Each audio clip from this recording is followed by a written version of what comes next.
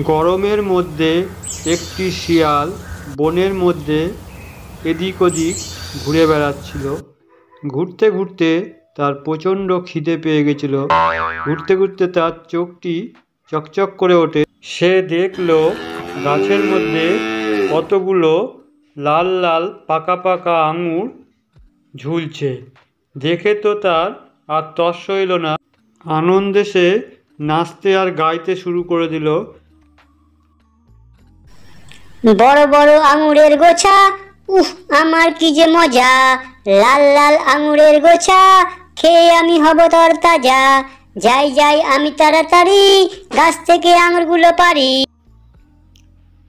তাই দেখে শিয়ালের জিভ দিয়ে টপ টপ করে জল পড়তে লাগলো। শিয়াল গাছের তলায় গিয়ে অনেকবার লাফ দিচ্ছে, কিন্তু আঙুরগুলো তো অনেক উঁচুতে, কিছুতেই তো সে আঙুরের নাগাল পাচ্ছে না। শেষে ও দেখলো একটা আঙুরের থোকা একটু নিচের দিকে আছে। ভাবলো, আরে এটা যদি একটু চেষ্টা করি তাহলে নিশ্চয়ই পেয়ে যাব, তাহলে আমার পেটটাও ভরে যাবে। এবার শিয়াল মুখটা হাঁ করে লাফাতে লাগলো, যতটা জোরে সম্ভব ততটা জোরে। অনেকবার লাফ দিল, কিন্তু অনেক চেষ্টা করার পরও আঙুর তো দূর, আঙুরের কাছে অবধি সে পৌঁছাতে পারল না। চেষ্টা করতে করতে বেচারা ক্লান্ত হয়ে পড়ল সে, আর তার সব শক্তি হারিয়ে ফেলল।